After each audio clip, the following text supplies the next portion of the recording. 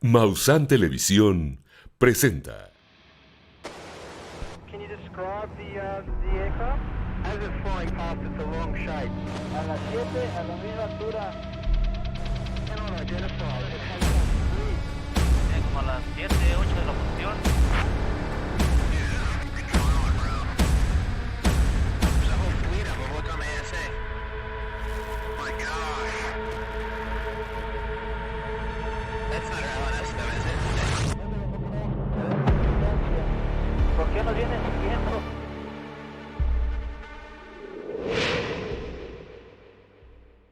Era una luz que no conocía, muy grande, muy intensa y que alumbraba muchísimo, ¿no? Y sobre todo la velocidad que en un momento dado yo creo que pudo desarrollar y la manera en que se mueve y se detiene, ¿no? Sentí miedo cuando regresó porque no sabía qué iba a hacer. Qué intenso. No sabía qué iba a hacer, si se iba a detener o iba a embestir, no sé qué iba a hacer. Cuando me dices ellos, estamos hablando de no humanos. Sí, claro, por supuesto. Yo estoy seguro que fue algo que no era de este mundo. Bienvenidos a Pilotos, soy Julio Darwish. Tengo experiencia de más de 17,000 horas de vuelo. He volado en América, en Europa, en Asia. Y lo que la gente normalmente nos pregunta es, capitán, ¿usted ha visto algo diferente en el cielo? La respuesta es que sí, y no soy el único. El día de hoy tenemos un caso impresionante que nos va a platicar el capitán Andrés Flores. Es un gran amigo que admiro mucho. Pero antes los dejo con Alfonso Salazar. Él es técnico en aviación, tiene investigación de 70 años de ufología aeronáutica y nos va a contar un caso muy importante el día de hoy. Bienvenidos a Pilotos.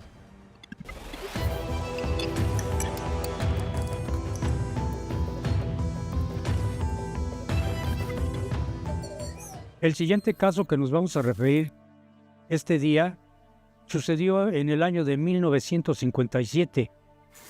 En aquel mes de octubre, un avión del tipo B-47 de guerra electrónica de la Fuerza Aérea de los Estados Unidos despegó de su base en Texas.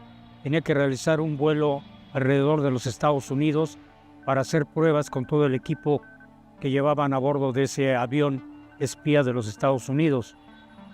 Aproximadamente a los 20 minutos de vuelo, pudieron detectar con un radar desde el B-47 cómo eran seguidos por un tráfico desconocido.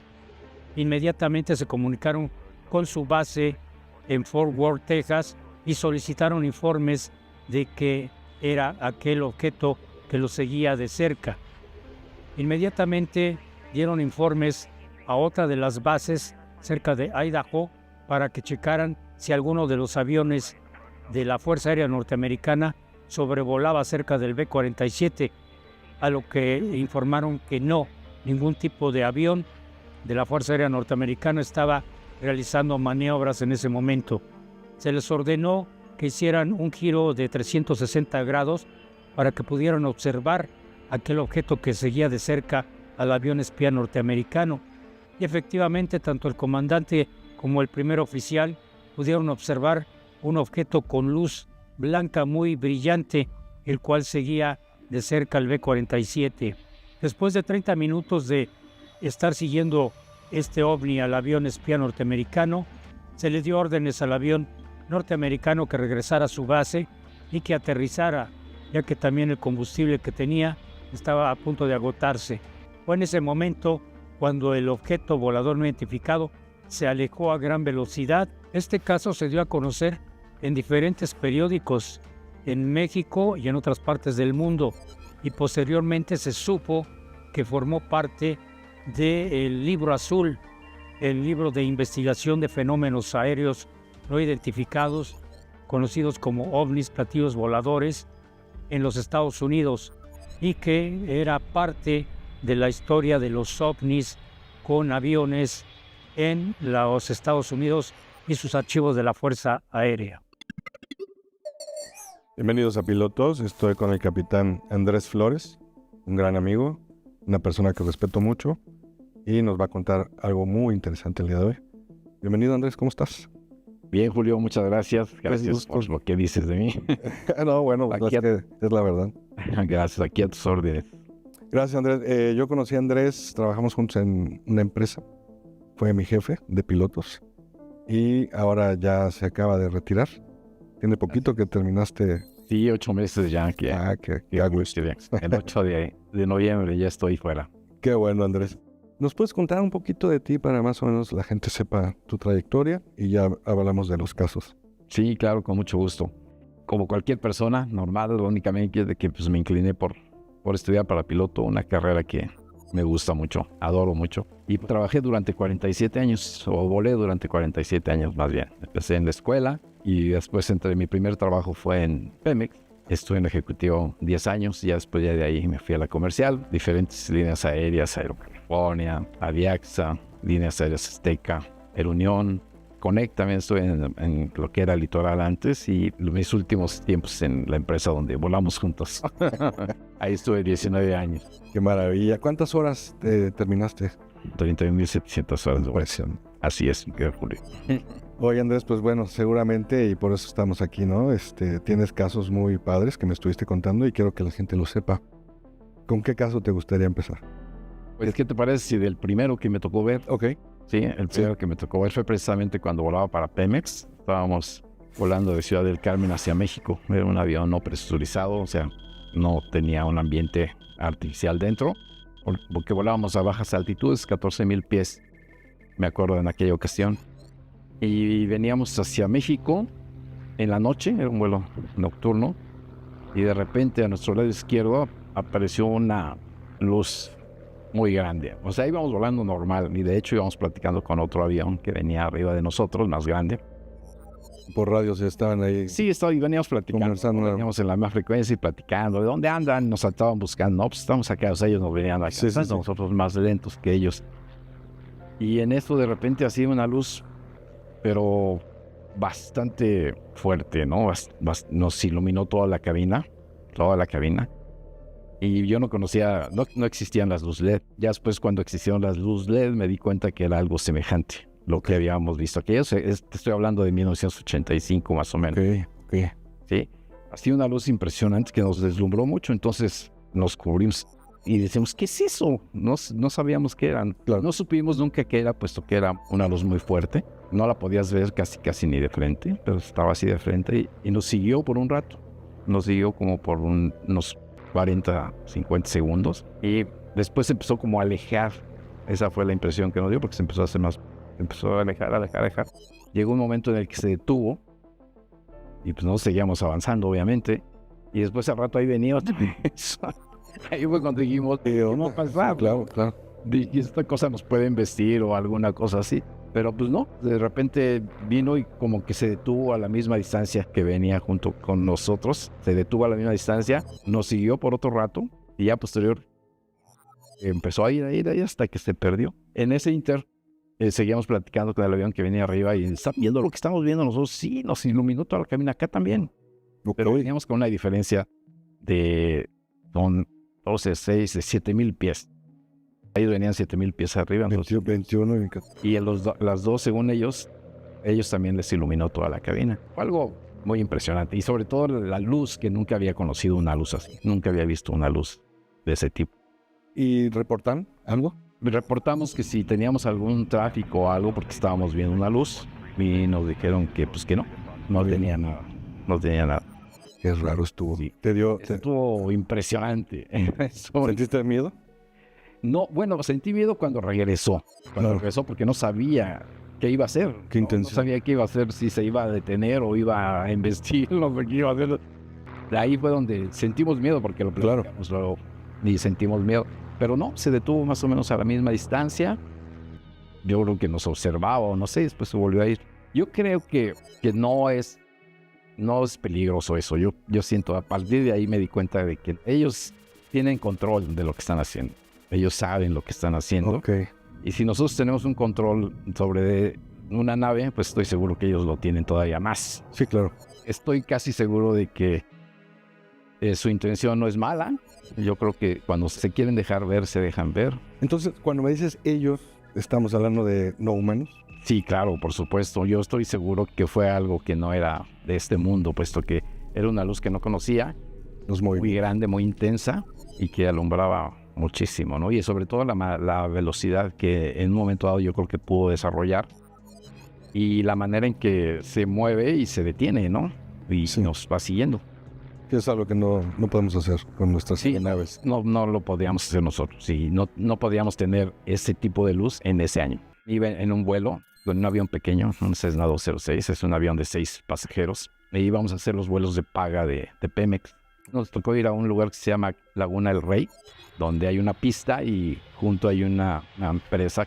Normalmente llevamos la pagadora, esa era la mujer, y llevábamos 2 guardaespaldas de ella, porque antes se pagaba en efectivo. Y fuimos en aquella ocasión a aquel lugar y a la hora que nos quisimos ir, el avión ya no funcionó.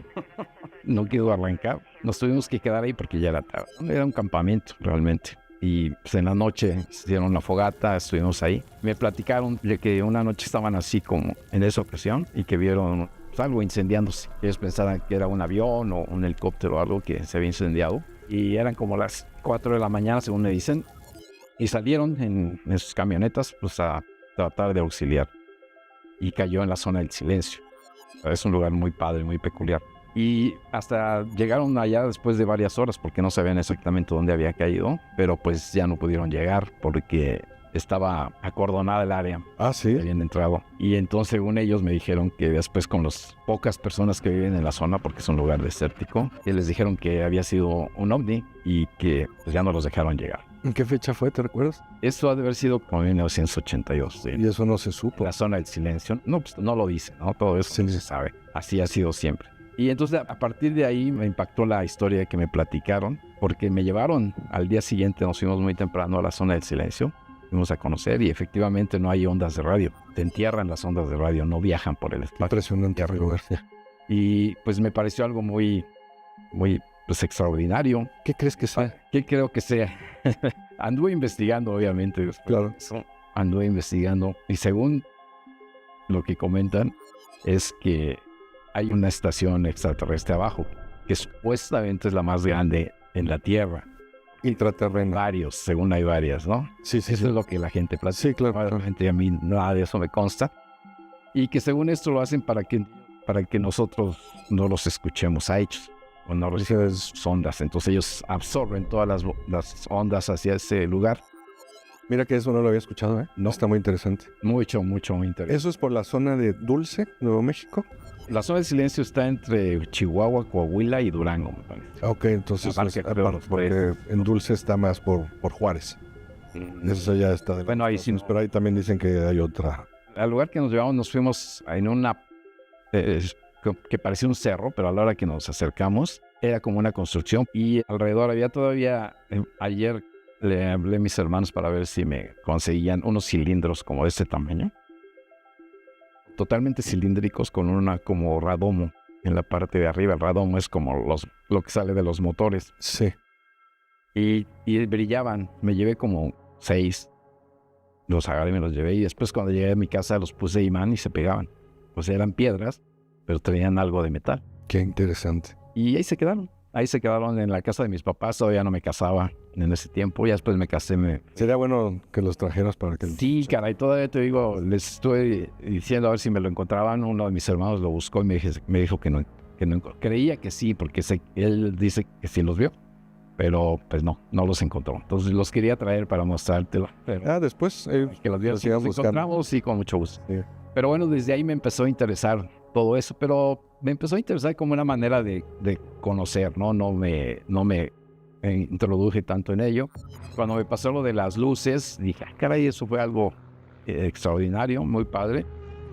Y después, la siguiente que me tocó ver algo, estábamos en La Paz, Baja California, en la casa de un compañero de trabajo, otro piloto, y estábamos sentados todos alrededor de la alberca y alguien comentó de que miren lo que hay allá arriba. Entonces ya todos volteamos y eran varias naves en formación delta, o sea, así en pico. Y venían dejando una estela azul rey, fluorescente. Se veía precioso. E iban así como en parábola, volando, ¿no? Y lo más extraordinario era una luz blanca que iba con ellos y después de repente se desprendía y se paraba acá. Y luego seguía y se juntaba otra vez con ellos y se separaba otra vez. Y seguían avanzando. Fue algo muy bonito. Lo vimos como 40 personas que estábamos ahí, porque estábamos en una junta. Pues yo lo que había visto siempre habían sido luces, ¿no? Entonces, cuando tú ves luces, pues nunca sabes. Hay dudas. Estás viendo realmente. Ajá. Antes de la pandemia, porque ahora ya es antes de la pandemia, ya no es antes de Cristo. Ahora es... Sí, es una era diferente. Antes de la pandemia íbamos volando, íbamos a cruzar sobre el aeropuerto de México. Teníamos a 24,000 pies, que es la altitud que te pedían en aquel entonces que cruzaras el aeropuerto de la Ciudad de México. Y veníamos en una capa de nubes y casi sobre el aeropuerto salimos de esa capa de nubes y a nuestra derecha, hacía 45 grados, apareció una nave que jamás había visto yo algo. Era como un 8 aplastado. Ok. Gris metálico y en el centro verde, como verde fluorescente. Yo fui el primero que lo vi, salimos de la nube y le dije a mi compañero, mira, y más o menos a la velocidad de mi mano pasó. Creo yo que estaba estático, creo yo, y la velocidad de nosotros es la que hizo que pasáramos así. Afortunadamente, el compañero con el que iba lo vio también. Le digo, ¿lo viste? ¿Lo viste? Dice, sí, lo vi, ¿qué es eso? Sí, claro. Igual reportamos, tuvimos un tráfico a tales negativo, no hay ningún tráfico en esa zona. O sea, el controlador ni un eco tuvo en su radar, nada. Nada. Qué impresión. Entonces lo vimos casi a la misma altitud que nosotros, un poquito arriba. Wow. Y es la única vez que he visto algo que no sea en luz. A mí me gusta cuando cuentan eventos de día, o sea, que son de día, porque la luz puede ser muchas cosas. Exacto. Pero sí está, no lo había escuchado, algo así con esa forma, está impresionante. Sí, a mí también se me hizo muy raro. Yo esperaba un plato. ¿Tú crees que debería involucrarse un poco más las autoridades en este tipo de fenómenos? Yo creo, y bueno, y uno de mis hijos me lo comentó. Mis hijos también son pilotos, como ya sabes. Sí. Uno de ellos me lo comentó que debería de existir un registro, ¿no? Claro. Donde, por ejemplo, yo vi algo hoy y al rato o mañana me meto y meto mi experiencia. Correcto. Para que todo el mundo pueda entrar a ese lugar, a esa página y lo pueda ver. Yo creo que las autoridades es difícil que se involucren porque creo yo que no quieren aceptar lo que existe, ¿no? Tú y yo andamos en los aires, o andaba yo también en los aires, y hemos visto cosas, porque pues esto es una parte de lo que he visto, ¿verdad? Obviamente. Sí. Hemos visto cosas y entonces creemos en eso porque lo hemos visto. Así es. Pero la gente que no ve, no lo cree, ¿no? Hay mucha gente muy estudiada y no cree en nada de esto. Es más, no creen ni que haya otros seres vivos aparte de nosotros, ¿no? Cosa que a mí se me hace muy difícil, puesto que el universo es muy vasto. Correcto. Pero pues cada cabeza es un mundo, Sí. y se respeta la opinión de cada quien. Sería extraordinario, ¿no? Que hubiera un registro y que se involucraran un poco más las autoridades. Coinciden varios compañeros. Y de hecho, bueno, te quiero agradecer porque no cualquiera se atreve a venir a contar esto. Y a mí me da mucho gusto porque a veces sí me siento un poco solo en esto. Pero al mismo tiempo cada vez ha ido aumentando la gente que está hablando sus experiencias en público, ¿no? Porque ahora sí que a puertas cerradas platicamos muchas cosas entre pilotos. Y me han contado unos eventos igual impresionantes, pero no quieren venir a platicarlo. Entonces está bien, se respeta. Es padre que hayas venido, estoy muy agradecido. Y así, en conclusión, ¿para ti ellos son diferentes razas o es una sola? ¿Qué piensas? ¿Están aquí, van, vienen? Yo creo que deben de ser diferentes razas. O sea, no creo que seamos los únicos ni que haya, aparte de nosotros, alguien más. Yo creo que ha de haber mucha variedad, ¿no? Muchos seres. Y a lo mejor algunos han venido, pero pues otros no. Es tan vasto el universo que debe haber vida en muchos lugares. Yo siento que no es peligroso. Yo cuando he visto esto no me da miedo. No me da miedo realmente, porque yo siento que ellos tienen el control, ellos saben dónde están. Hasta dónde pueden entrar, hasta dónde no, cuándo se dejan ver, cuándo no. Yo no creo que sea un motivo de alarma, a diferencia de otras personas que respeto mucho su opinión. Si nosotros tenemos un control sobre una nave, ellos la deben de tener y más avanzado todavía. Sí, claro. Me gustaría después a ver si podemos seguir platicando. Desde luego. Y te agradezco mucho que estuvieras aquí, Andrés. De verdad. Nada que agradecer, con mucho gusto. Pues el día de hoy nos despedimos aquí en Pilotos con el capitán Andrés Flores. Espero les haya gustado. ¿Por qué nos vienen siguiendo?